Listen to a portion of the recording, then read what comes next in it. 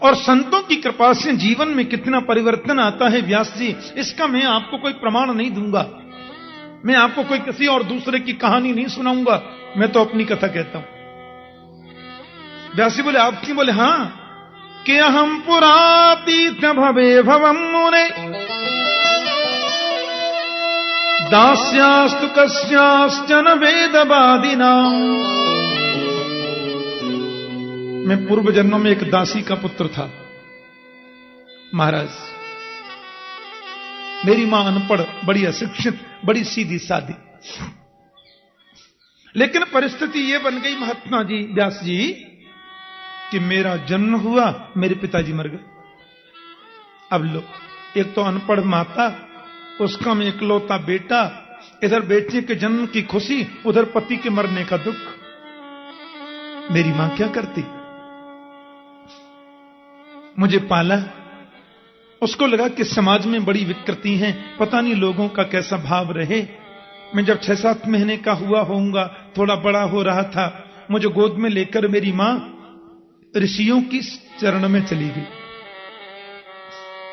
ये सभी ऋषि सदगृहस्थ ऋषि थे, बड़े वेदवादी ऋषि। दस्यासु कश्याश्चन वेदवादी नाम।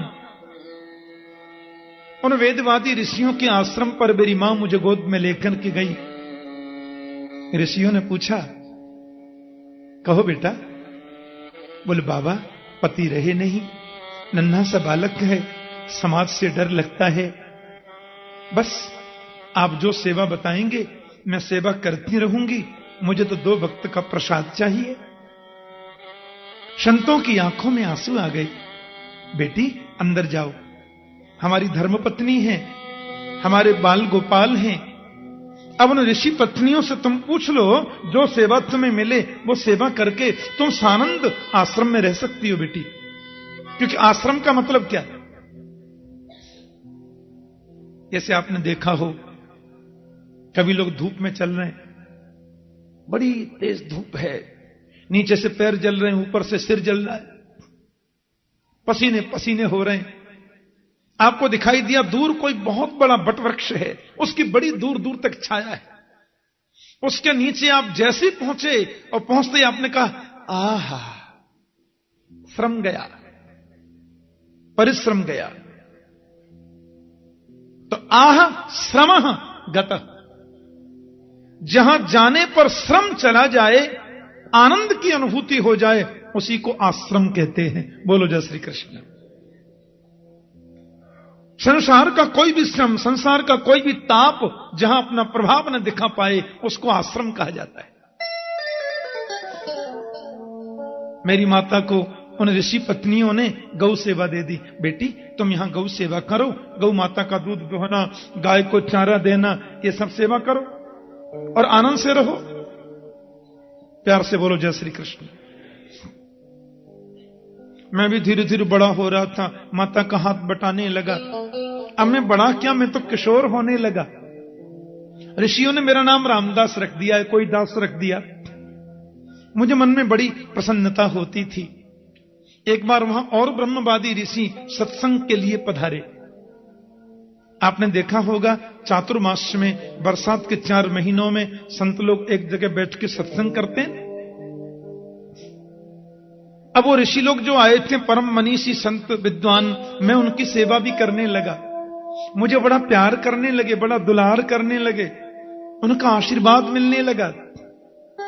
संतों का आशीर्वाद मिले तो भगवंत आशीर्वाद तुम्हें खोजने की जरूरत नहीं है, वो ऑटोमेटिक आएगा। बोलो जय श्री कृष्ण। अब मुझे ऐसा लगने लगा कि कथा सुनते सुनते सुनते सुनते मुझे लगा कि संसार तो स्वप्न है, दुनिया तो सपना है। कि कथा से जीवन में परिवर्तन आ गया और मैं उन संतों के चरण दबाता, उनके पत्तल पे जो शीत प्रसादी बचती।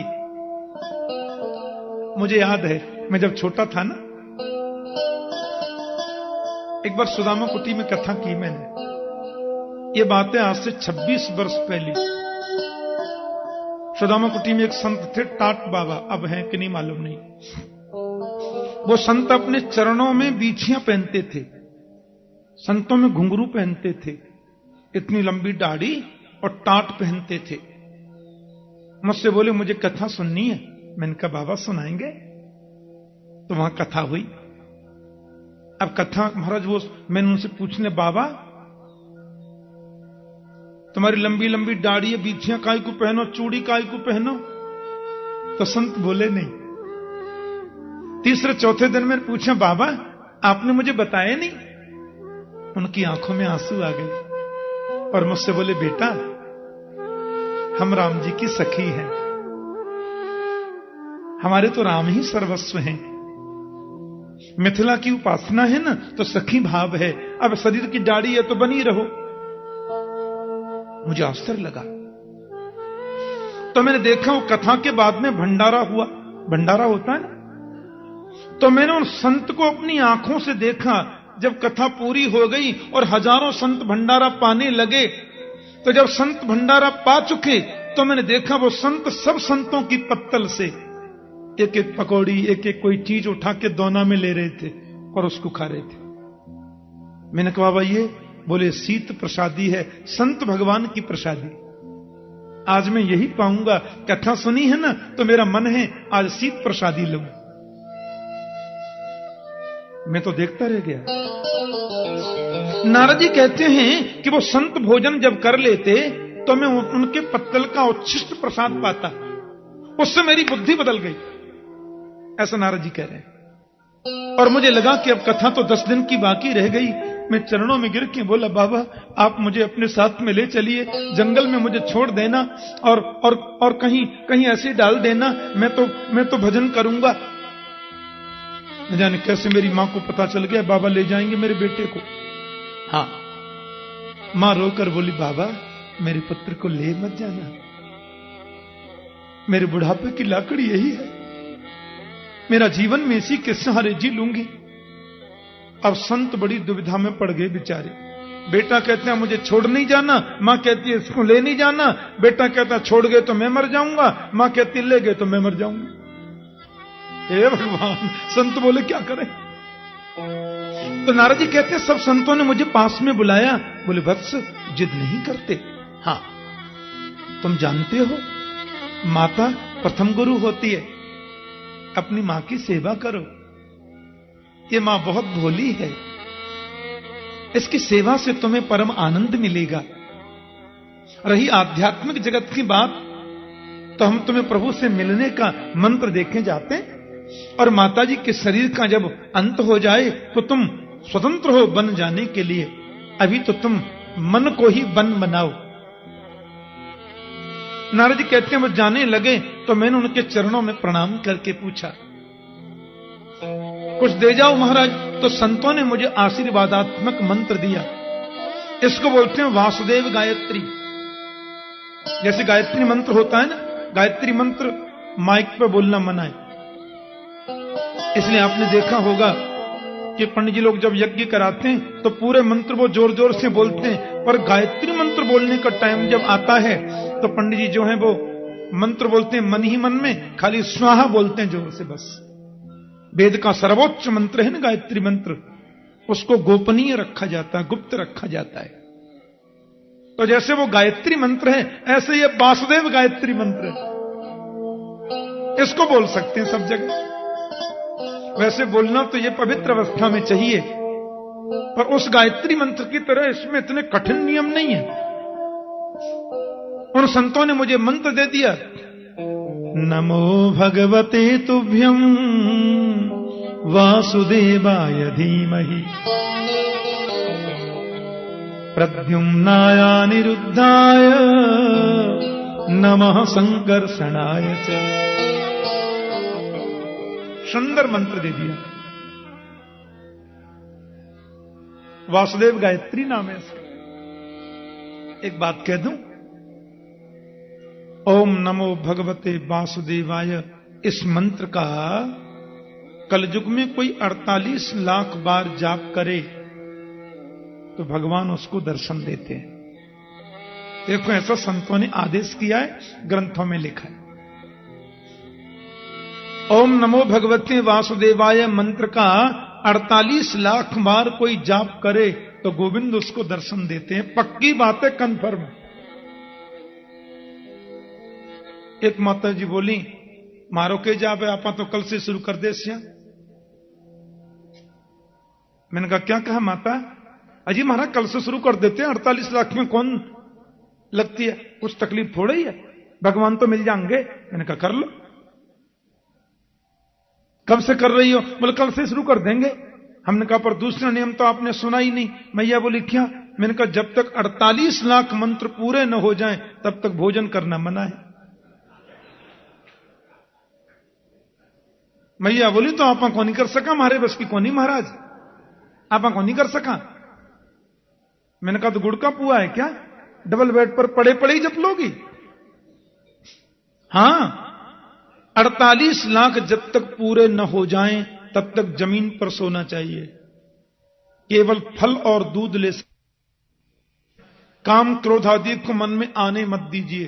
48 लाख पूरे नहीं होंगे उससे पहले गोविंद न मिल जाए तो जो कहो सो करेंगे। बोलो जय श्री कृष्ण। पर करो इस नियम से। मसरत डाल ली, डबल बेड पे पड़े, आधी माला जप ली, फिर चैनल बदल दिया, फिर आधी माला ये कर ली, फिर चैनल दूसरा देख लिया। ऐसे थोड़ी मिलेंगे। नारद जी कहते हैं संत मुझे मंत्र दे गए, मेरा बहुत बड़ा भाग्य था।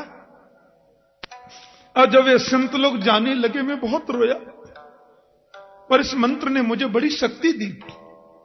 जपा सिद्धिर जपा सिद्धि, जपात सिद्धिर न संशय। मंत्र का जितना जाप करोगे ना, मंत्र तुम्हें अंदर की ताकत देगा। हां, मानसिक शक्ति, आध्यात्मिक शक्ति, आत्मिक शक्ति मंत्र देता है। नारद जी कहते हैं लेकिन मेरी मां, हे भगवान एक मिनट मुझे छोड़े नहीं। अरे रामदास कहां है? अरे मेरा पुत्र किधर है? अरे बैठने जाना नहीं। उसको लगता कहीं मैं भाग न जाऊं, क्योंकि मुझे बैराग्य चढ़ रहा था। व्यास जी एक दिन तो माला जपते जपते मैंने सोच लिया माता जी अब पधार जाएं तो ही ठीक है। हां, मुझे ऐसा सोचना नहीं चाहिए था, पर बैराग्य आ रहा था, सोच लिया सो मां मर गई। एकदा निर्गतां गेहं दुहंती निस्गम्पथि, सर्वोपदस्पदा स्पृष्ट कृपणाम कालनोदित। एक दिन मेरी माता गाय धोने के लिए गई, सो मां को काले नागर ने डस लिया और माता जी मर गई। मैंने तो इनको भगवान का अनुग्रह समझा, सीधा वन में चला गया और वहां जाकर के इसी मंत्र का मैंने जाप प्रारंभ कर दिया। 2 मिनट मेरे संग बहुत भाव से गाइए। हो सकता है नारद जी के संग हमको ही थोड़ा दर्शन हो जाए। माता की गोद में बैठे, क्या पता मां कृपा कर दे।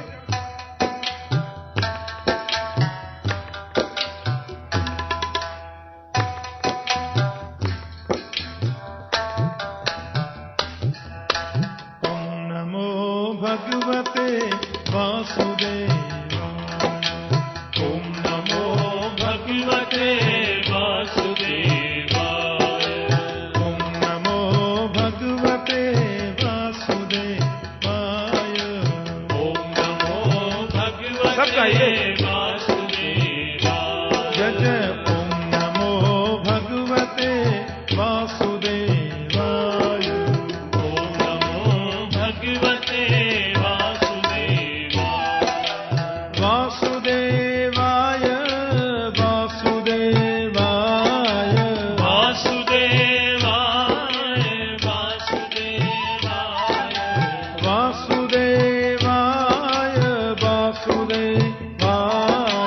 वासुदेवाय, वासुदेवाय, ओम नमो भगवते वासुदेवाय, ओम नमो भगवते वासुदेवाय, जय जय ओम नमो भगवते वासुदेवाय, गाइए भगवते वासुदेवाय, वासुदेवाय नंदनंदनाय, वासुदेवाय नंदनंदनाय, वासुदेवाय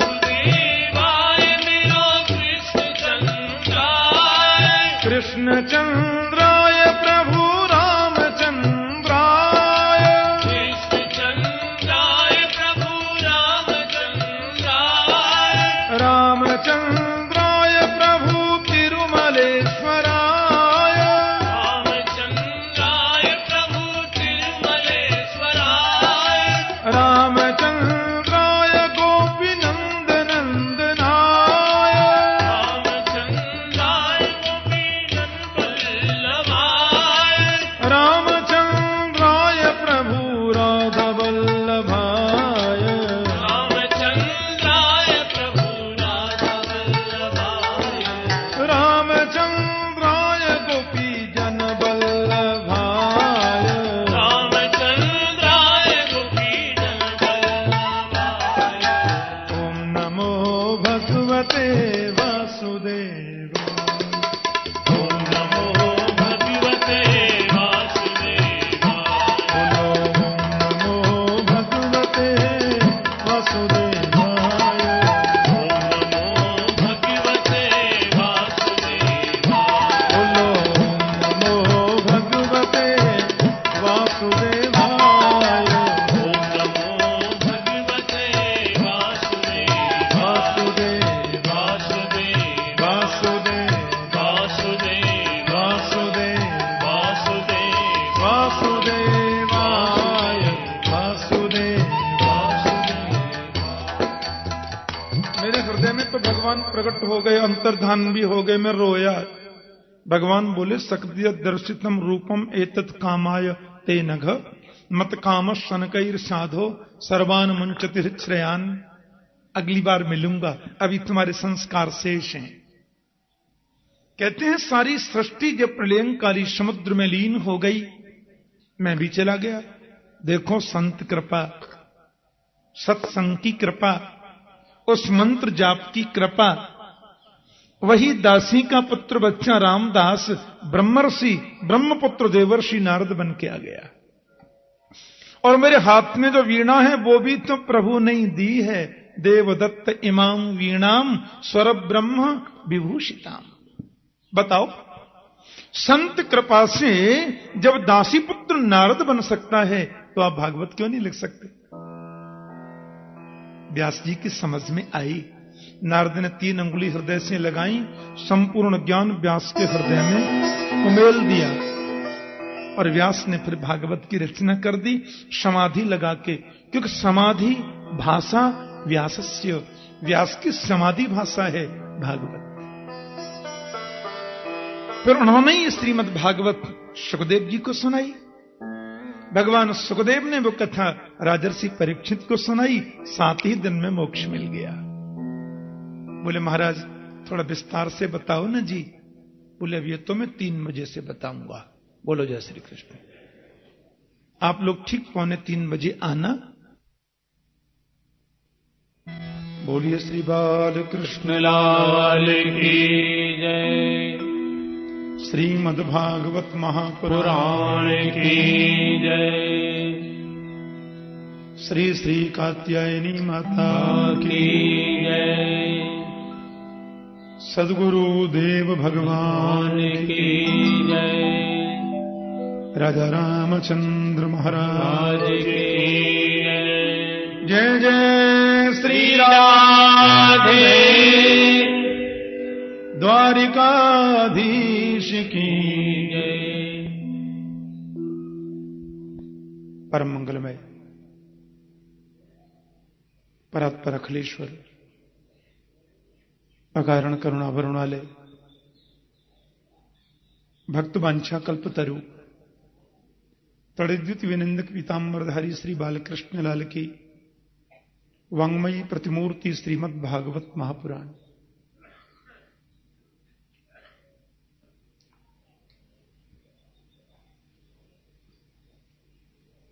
माता कात्यायनी के चरणों में बैठकर संतों की पवित्र सन्निधि में परम संत स्वामी श्री विद्यानंद जी महाराज के विशेष सानिध्य में आप सब भगवत चरणानुरागी भक्त वृंदों के मध्य श्रीमद् भागवत ज्ञान यज्ञ सप्ताह कथा में प्रातःकालीन सत्र में हम लोग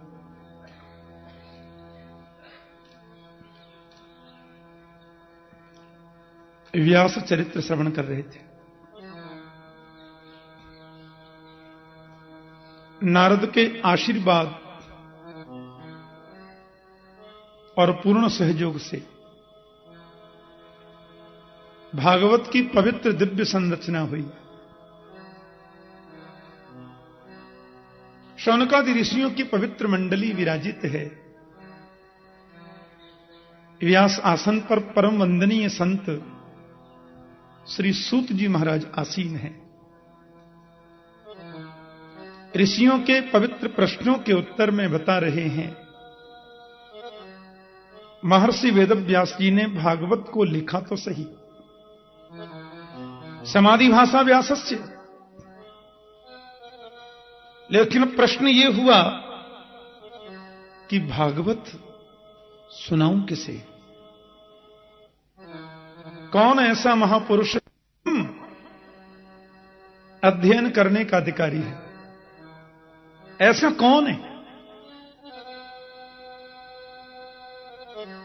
नेत्र बंद करके अंतर हृदय में अपने आप को अंदर किया। भागना दो प्रकार का होता है, एक बाहर दौड़ते हैं, एक अंदर दौड़ते हैं।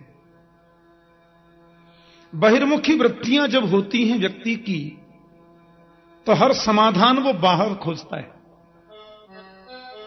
और वृत्तियां जब अंतर्मुखी हो जाती हैं तो समाधान अंदर ही खोजता है। और अंदर समाधान को खोजना ही अंतर्दृष्टि माना जाता है, जो आध्यात्मिक जगत में नितांत जरूरी है। महर्षि वेदव्यास के हृदय से आवाज निकली, एक ही तो है जिसने काम को जीता, क्रोध को जीता, और वो है महर्षि शुकदेव, आपका अपना पुत्र। उन्हीं को बुलाओ, भागवत का अध्ययन कराओ। क्योंकि व्यास बड़े ऊहापोह में थे, किसको सुनाऊं? यदि भृगु ऋषि को भागवत पहले सुनाऊं तो उन्होंने क्रोध को तो जीता नहीं। एक बार तो ऐसी स्थिति बन गई कि भगवान के वक्ष पर ही पाद प्रहार कर दिया, क्रोध को जीता नहीं। और यदि ऋषि विश्वामित्र को सुनाऊं तो क्रोध ऐसा कि वशिष्ठ के कितने पुत्र मार दिए, और काम ऐसा कि मेनका नाम की अप्सरा आई, सबकी एक किराए पे पानी फेर के चली गई।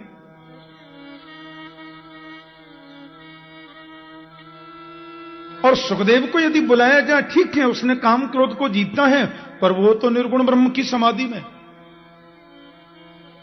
ब्रह्म की समाधि में बैठा है, निर्विकार हो गया है मन। अब क्या करूं? तो व्यास के अंतर हृदय से पुनः आवाज आई, 4 अंगुल की कौपीन भी जिसने नहीं पहनी, इतना बड़ा त्याग जिसके जीवन में है, उस सुखदेव को भी आकृष्ट करने की सामर्थ्य किसी में है तो मेरी गोविंद लीला में है, गोविंद के चरित्र में है। अब ये तो समस्या बड़ी विचित्र है ना, सुखदेव को बुलाया जाए कैसे? एक तो संस्कृत स्वयं में बड़ी मीठी भाषा है, इससे मीठी दुनिया में कोई भाषा नहीं। और एक बार संस्कृत का चस्का जिसको लग जाए ना, उसको और कुछ अच्छा लगता नहीं। हाँ, और उसमें भी भागवत के मंत्र, बाप रे, अनूठे। कई बार तो मुझसे विदेशों में लोग कहते हैं, ठाकुर जी आप संस्कृत जब श्लोक गाते हैं ना, तो भले ही समझ में कम आता हो, लेकिन इच्छा होती है सुनते ही रहें। ये श्लोकों की महिमा है, भागवत के संस्कृत मंत्र हैं ही ऐसे। अब समस्या हो गई। महर्षि वेदव्यास ने अपने शिष्यों को बुलाया, नन्हे ब्रह्मचारियों को, और बोले जहां सुखदेव समाधि में हैं वहां तुम ये मंत्र गाना, शायद वो आ जाए। विश्वास इसलिए है कि कृष्ण चरित्र है, ये बड़े बड़ों को पछाड़ देता है। बोलो जय श्री कृष्ण। हाँ। मधुसूदन सरस्वती पाद कहते हैं, एक बार वृंदावन आगे गलती से, और एक बार यहां आ जाए कोई फिर मत पूछो। हाँ, फिर तो बार बार खींचता है। और मधुसूदन सरस्वती पाद जब वृंदावन आए, यहां 2, 4, 5 दिन रह गए। वेदांत के परम उपासक अब लौट करके जैसे ही बनारस में गए तो मन कहता चलो वृंदावन, मन कहता चलो वृंदावन। अपने मन को कहते नहीं नहीं मुझे वृंदावन नहीं जाना, फिर मन कहता चलो वृंदावन। तो अपने मन को समझाते हैं, रेचेत कथयामि ते हितमिदम् वृंदावने चारयन् वृंदम कोपि गवाम नवाम बुध निभो बंधुर्न कार्यस्त्वया सौंदर्यामृतमुद्गिरद्भिरमितः सम्मोह्य मंदस्मितैः रेषत्वां तव वल्लभांश्च विषया ना सुक्षयम निश्चते। अरे मन वृंदावन जाने की बात मत करे, नहीं जाना। अब ध्यान करने बैठे तो वही टेढ़ी टांग वाला दिखे। हे भगवान क्या करूं? मन कहता चलो वृंदावन। अपने मन से कहता ठीक है, तू कहता है तो वृंदावन चलूंगा, पर वहां जाकर एक बात का ध्यान रखना। मन कहता जो कहोगे सब मानूंगा। बोले वहां वो काली कमली वाला जो है ना, नन्हा सा गोपाल, उससे बंधुता मत करना, मित्रता मत कर लेना। मन कहता है तुम चलो तो सही, उसकी ओर हम देखेंगे ही नहीं। तो फिर दूसरा मन कहता है अरे देखोगे कैसे नहीं, एक बार देख जो लिया है वही खींच रहा है।